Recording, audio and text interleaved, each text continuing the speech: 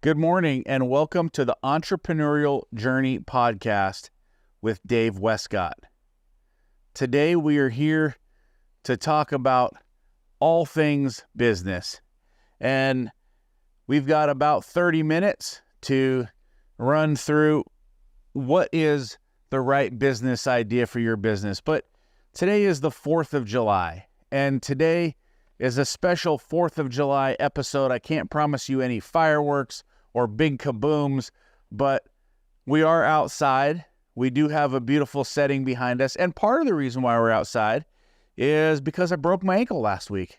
And so when I broke my ankle, moving around isn't as easy as it was. And so we've got to make sure that this is able to shoot and able to shoot in a friendly manner. And it's the 4th of July, so it's just me. The rest of the world is off taking time with their family, and we're here working for you, giving you a little something special on the 4th of July. So happy 4th of July. It's our independence. It's an absolutely fabulous day. We're going to be shooting off fireworks later this evening, and we're going to have some people over and we're going to do a little partying, and we're going to have a good time. But right now, I think it's important to get into finding the right business idea, and that's the topic for today. And this is a big decision. And when you look at the right topic, the first thing, when you're looking for the right business idea, not topic, when you're looking for the right business idea, the thing I want to start with is no business is easy. So it doesn't matter if you're saying to yourself, hey, I'm going to start from scratch. I'm going to bootstrap this thing and build it from the ground up, or I'm going to buy a business, or I'm going to buy a franchise and start a business. Like, there's all sorts of different ways for you to get into business. But I think the richest man in the world is the man who gets up and goes to work and loves his job so much it's not going to work, right? He's living for the day. He's living for his business. He's living for what he loves. And when you get up in the morning and you love what you do and you have a good time doing what you do, it's not work, it's pleasure. And I love working hard, and I love working, and so those things are pleasurable for me, and I love that about life. But the fact of the matter is that all businesses are hard. All businesses come with disappointments, and all businesses come with failure. And the road to success on the journey of entrepreneurship is never easy. Franchising is not easy. You look at a franchise concept, it doesn't matter if it's a Trans Blue franchise, or, if it's a McDonald's franchise or a Subway franchise or a U.S. Lawns franchise or a PureClean franchise, it doesn't matter. It's not easy. In a franchise, you might get the system and the outline, but it still takes hard work. The franchisee's not going to do your job for you. They're not going to build your business for you. You've still got to get up every day, and you've still got to have grit, and you've still got to have determination, and you've still got to put in all of the work that it takes. And the minus is that you're paying somebody a royalty, and you're paying somebody for their ideas, but you're also paying somebody for support, and you're also paying for lessons learned. But you have to have the wisdom and the ability to apply those lessons and to take those recommendations seriously and incorporate them into your business. Or you buy a business that's already functioning and already thriving, but what you find there is businesses dressed up just like a prom date on prom, right? They're getting dressed up. They're putting their best hair on. They're putting their best makeup on. They're putting their best dress on. But at the end of the day, there's a lot of cover-up. And in that, you have to be careful, and you have to make sure the financials are good and the contracts are good and the employees are good, because the last thing you want to do is buy a business and get sold a bill of goods and have part of it fall apart on you, or it not be everything that you thought it was going to be. So many times I've met friends and colleagues along the way who have purchased a business and they thought, oh man, it wasn't what I thought it was going to be. Oh, it was in much worse shape than when I bought it. Oh man, it wasn't a good situation. Or you have the ability to go out and just start your business from scratch. You go out, you get your business license, you take your little bit of capital, or you take your capital and you push it out into the world, and and you start your idea and you give it everything that you want. And Harvard Business School defines entrepreneurship, as a pursuit of a good deed with limited resources, something to that effect. And when you look at that, the pursuit of a good deed, the pursuit of your business with limited resources, that's the true idea of being an entrepreneur. And that's, in my mind, not buying a business, and that's not buying a franchise. That's starting your business, your dream, your idea, and you're kicking that off, and you have limited funds and limited resources, and you're building something from scratch, building something with your own bare hands. Now, you're going to learn a lot of lessons along the way if you do that, right? You are going to learn that you have to use some kind of software to manage your payments and your taxes, typically a QuickBooks or a Quicken. You're going to have to learn how to hire people and fire people and create job manuals and create processes and deal with firing and hiring and all of those things that come into business. You're going to have to deal with jobs not selling. You're going to have to deal with jobs going wrong. You're going to have to deal with upset customers. You're going to have to deal with doing a perfect job for a customer and then them leaving a negative review or shaking you down for dollars off the job. And you've got to deal with all of these things. And so being a business owner on this journey is not easy. And there's a lot of people out there who say, work 2 days a week in your business, live the life that you want in your business. That takes time. That doesn't start on day one, right? Being able to, be a business owner, but not be in the business every day. Is that achievable? Yes, I believe it is. But I believe it is when you are great at delegating and letting go. If you can't let go and you can't delegate, you'll never get there, right? You'll never get to that type of a business. And then you have to have systems and processes in place. And then you have to understand right people, right seats. Those are the things that have to be in place for you to be an absentee business owner. You got to have a great general manager, a general manager who cares for your business the same as you do, somebody who's going to put that blood, sweat, and tears into the business. So you really have to have those right people in those right seats. And then you have to have processes. What happens when they answer the phone? What happens when you're hiring? What happens when you take in a new lead? What happens when you start a job? How do you file a lien? All of those different processes need to be laid out. And once those processes are laid out and now you've delegated, you need to have a scorecard. And that scorecard is what benchmarks the success of the business on a weekly or monthly basis. And if you're living off of that scorecard and you're watching it, you can monitor your business from afar. There are many people who build many businesses who aren't in the day-to-day grind of the business. But if you put those people in comparison to the people who are in their business and are grinding in their business, maybe it's 1 or 2% of all business owners are really able to detach and not be a part of their business. And it takes a ton of discipline, and it takes a ton of cash, and it takes a ton of right people, right seats, and it takes a lot of years of making mistakes and learning along the way to get to that point. You can't compare your start to somebody's middle or end, right? You can only compare your start to your start. And as you're deciding what kind of business is right for you, my deal is like we get into business because we want to be millionaire, right? We want to be millionaires, or we want to be a millionaire person. Like on the entrepreneurial journey, how do I make $1 million?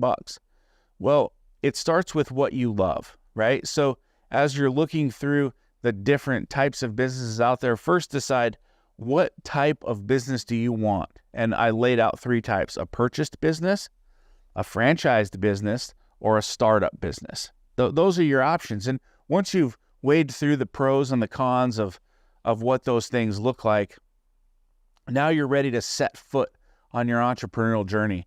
But the next thing you need to do is have capital, right? You need to have money set aside. And a rule of thumb for starting a business is you should have 12 months of living capital set aside. So if you're a $100,000 a year guy and that's what you need to pay your bills and your car payment and your salary and all of those things, you want to have that set aside so that when you start your business, you're not strapped for cash immediately. And then you need to understand why you're even getting into business. Like, what's the point of this? Well, the point of business is for freedom. Well, that means you need to have freedom in your business. So many times we get into business with the idea of freedom, and then we're working 80 hours a week. We're working 6 o'clock till midnight, and we're doing that 7 days a week, and we never see our family. So we want to pick a business that's not going to control everything that we do on a daily basis. I love Taco Del Mar. It's one of my favorite places to get a burrito. It's a West Coast brand, and it's a great place. And there's a location that we go into and we frequent all the time. It's a franchise, and the gal who owns it is often working in there, often working 7 days a week. And she says, even if I pay people $25 an hour, I can't get them to work in here. And if I do get them to work in here, they're lazy and they're slow and they steal burritos and they steal food and it's horrible. And she says every day, I wish I would have never bought this franchise. And the reason is because she's working in it 7 days a week. She's got to be in at 8 or 9 in the morning, and she doesn't get out of there till 9 or 10 at night, and it's 7 days a week.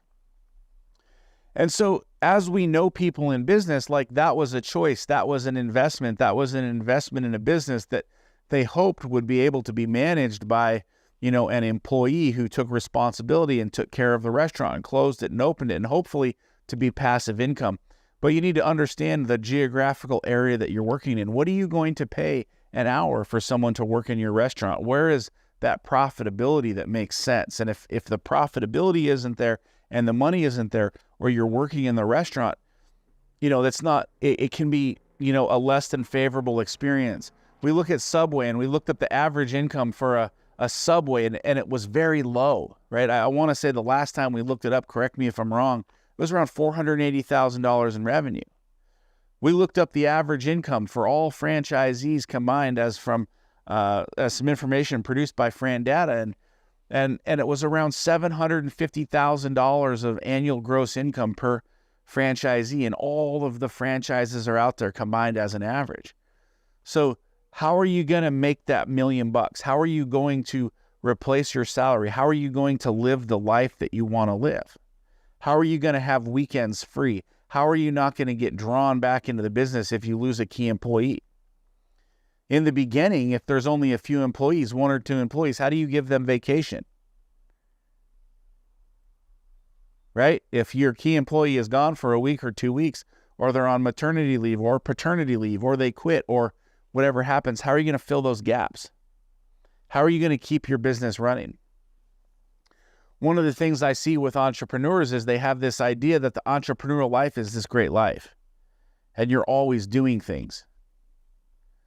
In my experience with the entrepreneurial journey, yes, you are always doing things, but there's always something work-related happening in those particular destination points, right? Maybe it's a client meeting, maybe it's a site visit, whatever it might be, you've got a lot of things happening there. But what you see is that you've got to be involved in the business. You got to be involved in the day-to-day operations of the business. The business, running the business by itself, takes challenges. Like I mentioned, there's a handful of people who have defined those processes, who have the right people in the right seats, who have the cash flow necessary, but the majority of you won't. So you create a business, or you create an idea of something that you love to do. Like I have this dream. This is my own dream. My own dream is to own a pizza restaurant. Just sell pizza by the slice. I want to sell pizza by the slice and ice cream by the cone. I just want to sit in my shop all day, sell pizza, have the soap operas on in the background, and sell ice cream and pizza at a destination point. Now, is that a cool job? I don't know. Is it going to take hard work? Yeah. What happens if people don't come into the restaurant? What happens if people don't like the pizza? What happens if I'm tired of working 7 days a week? I got to hire somebody else to make the pizza. Then I got to hire a manager to run the restaurant. Then I got to hire people to make the food and prep the food and all of these different things. And it becomes more than just, oh man, I wanted to sit down in this resort community and sell pizza by the slice. You see, it's really not that easy, because I got to worry about rent. I got to worry about boxes. I got to worry about anchovies. I got to worry about pizza. I got to worry about people not showing up. So when you get into business, you want to see, what kind of staff am I going to have? What is my overhead going to be? What kind of equipment do I have to invest in? And the goal should be low equipment investment. We want a low investment in equipment. What kind of office am I going to have? Can I work virtually? Can I work from home? Or am I going to have to rent an office space? And if I'm going to work with staff, is it 2 or 3 people or is it 100 people? What's going to allow me to hit my goal? And what kind of money do I want to earn? What's my net take home? Not the gross. What's my net? Am I taking home $60,000 a year? Am I taking $75,000 a year? The SBA has statistics out there. I don't have them in front of me. But from what I remember, the average business owner is taking home around $75,000 a year. So the average business owner is, making less than the average corporate employee. But they got no one telling them what to do. And they can show up late or they can show up on time. But you decide what kind of business you want to have. Do you want to have a professional, world-class business that means something to you and means something to the people who work in it? What's your why? Is it to take care of your family? Is it to give to charity? Why are you doing this? Are you sick of clocking in and out and you just want to do your own thing? So this is the framework.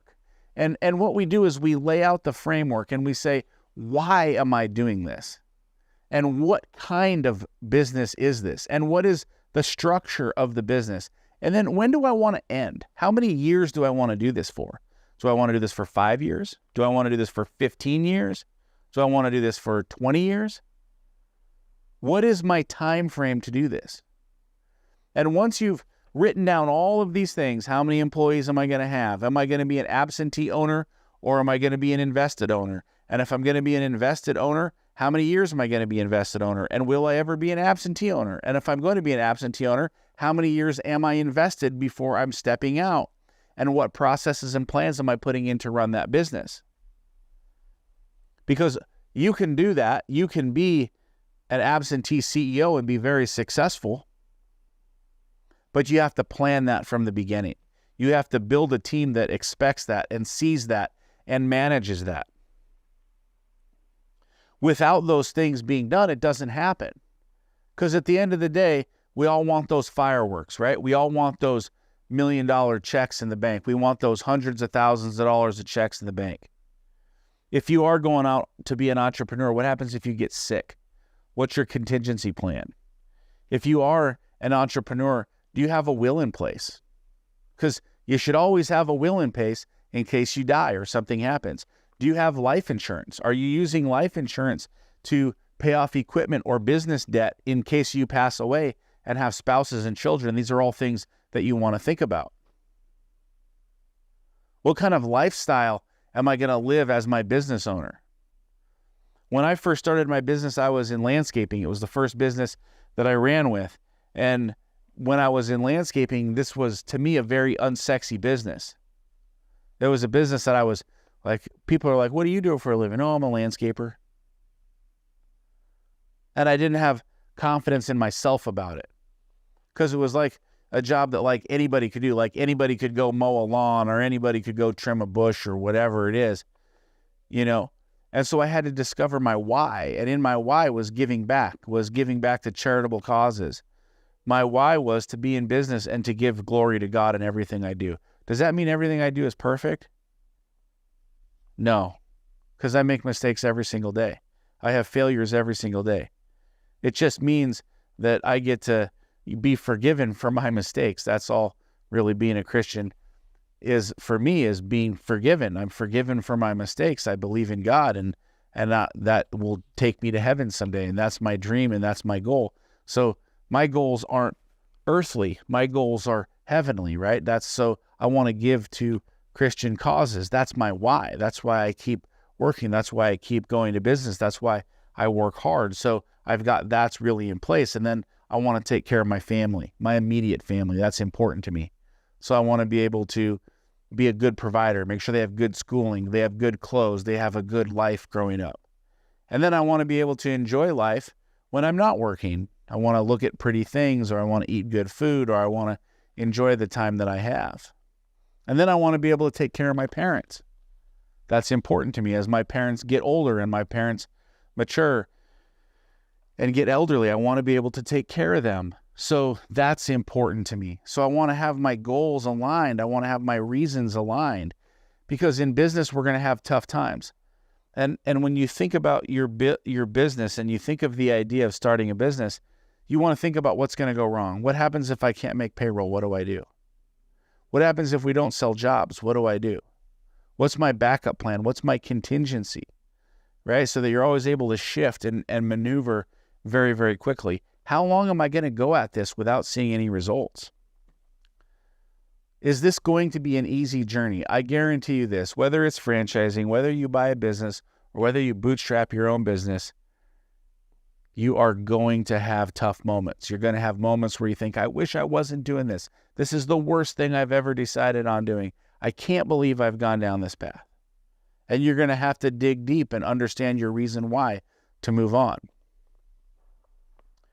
I was reading a case study that was put out by the Harvard Business School, and I love this line. I'm going to butcher it a little bit, but it says, many key executives who were very successful, in their executive positions, their VP positions, their C-level positions, when they get into an entrepreneurial environment, they can freeze like a deer in the headlights because they can't make decisions quickly enough to move the business forward. And being an entrepreneur means being able to make quick decisions, effective decisions that are moving the company forward. As a leader, you've always got to have a plan. When crisis happens, what is the plan? How are we going to walk out of this? How are we going to walk out of this and be okay? And that's what really entrepreneurship is all about. So if you're an executive in a business, if you're a C-level employee in a business, that's not the same as a C-level founder. Because a founder bootstrapped, the founder built it. A C-level executive comes in, but they are not an employee. So they are an employee, And so as an employee that comes in, when they go to start their own business from that C-level or that executive position, oftentimes they struggle in entrepreneurship because they have to make decisions so quickly, because there isn't an unlimited amount of funding to support them and be behind them. So you have to understand, what are my costs? What am I going to sell? And then what I believe is that you should find something that you provide to your clients that everybody needs and that you can be good at. Some guys are great at self-performing lawn mowing services. Some guys are great at owning a fruit smoothie stand. Some guys are great at having a Christmas tree farm. Some guys are great at having a nail salon. Some guys are great at selling vape cigarettes. Some guys are great at running a pizza shop. There's many different things. But what it comes down to is, what is your dedication to being world-class? What is your dedication to building the very best business you can? What are the resources available? And what does it look like at the end? And start with the end in mind. And as you take this journey, fire bullets, don't fire cannonballs. There's a Jim Collins quote for you, right? Start out with firing some bullets, see how it works, see how things work, get perspective of those items. Then launch your cannonballs when you're ready and you've really got it figured out. But give yourself time to grow. Give yourself time for error. Do SWOT analysis. That's strengths, weaknesses, opportunities, threats. What does your market look like? Am I going to be successful? How many competitors do I have? Sometimes you talk to a guy or you learn about a specific area like Elko, Nevada. There's like 2 or 3 snowplow providers in Elko, Nevada, and they get a ton of snow. There's not a lot of businesses in Elko, Nevada, but there's room to make a lot of money because there's only a couple of providers. So you look at what opportunity is out there. You look at those opportunities and you say, I'm going to go all in on this. And understand that time frame, because business isn't like, it's not going to be successful the day you start it or the day after you start it or the 10 days down the road, or maybe even 10 years down the road. But you got to find something you love to do. And when you find something that you love to do, and when you find something that you're passionate about, and you find something that doesn't feel like you're going to work, then you found something awesome. Now you just need to make sure that that makes money, right? Because if that doesn't make money, it doesn't make sense. And before you start your business, understand what you're going to charge. In the beginning, I see this all the time in property management. a new property management company that's managing residential property, it's like, hey, we're going to charge you 10%, and we don't have any startup fees, and we don't have any advertising fees, and we don't have any of these fees, and we don't have those. It's just a flat 10% because we're going to provide the great customer service. And the owner starts out on his journey, and he's making money, and he's taking care of his clients, and he's being successful. And he gets to a point where he can't handle any more property, so he hires somebody else. And when he hires that person, now he's got payroll. And that payroll adds an expense. And now a lot of times he goes back and he says, oh, I'm not charging enough. Now I need to charge you 1 month to move in and out as a leasing fee. And oh, now I need, to charge you an inspection fee. And oh, now I need to charge you a setup fee. And he learns what he's worth. He learns what he's worth because he's got to pay the bills. In the beginning, we never know what we're worth, and we always undervalue ourselves, and we think we're new, and we have this idea that, well, I'm just going to learn to get some experience. If I don't make any money, it's okay because I'm learning. No, that's wrong. Understand your pricing from day one, understanding what you're worth from day one, and don't compromise on those things unless you want to compromise. That way you have a way out. That way you have the trajectory set that you want to have set for yourself. And that's what's important. And allow yourself to take care of your family and take care of your business and have a great time. And I know some guys that have some crazy businesses that make crazy amounts of money with 1 or 2 employees. And then I know some people who have massive businesses with massive revenue that make 0 money at all. And if you're making 0 money, it's just like Mr. Wonderful says, take it out back and shoot it. So this is the 4th of July. How many people are working on the 4th of July? You look at all those businesses that are working on the 4th of July, working to put income on the table, working to put money on the table. What is your business doing today? Are you going to have a business that works on the 4th of July? Or are you going to have a business that's closed and you're spending time with your family? It just depends on what you want for yourself. But the number one thing that you can do, the best thing that you can do for yourself, is identify exactly how to build your business. And that is simple. You're either an entrepreneur and you're going at it alone, you're buying a business, or you're buying a franchise. Those are the 3 options as I see it. What is the plan to decide whether you want to be, a working owner or an absentee owner? And then you decide where you want to be from there. And then cash funding. Do I have enough funds set aside to last me 1 year if my business doesn't succeed or doesn't take off or doesn't have issues? So I've got funding and I've got capital put aside. And then from there, I decide what kind of business I would love to do every single day. Like, would I love cleaning pools every single day? Maybe. Would I love building fences every single day? Would I love running a fruit smoothie stand every single day? Think about what the end in mind is. Think about that end goal. What does that look like? What does that look like? And then plan your estate and plan your future and write this out. And all of this is called a business plan. And if you create this business plan, and I like to call it a business and life plan, so that I combine my business and my life together, and this enables me to know exactly what kind of life I'm going to have. This enables me to know exactly what my path is, and then I can make course corrections along the way. I hope that you found this helpful. It was an honor to spend this 4th of July with you. I hope that you're going to go out and have some fun, and I hope that you're going to shoot some fireworks. Be careful when you're shooting those fireworks.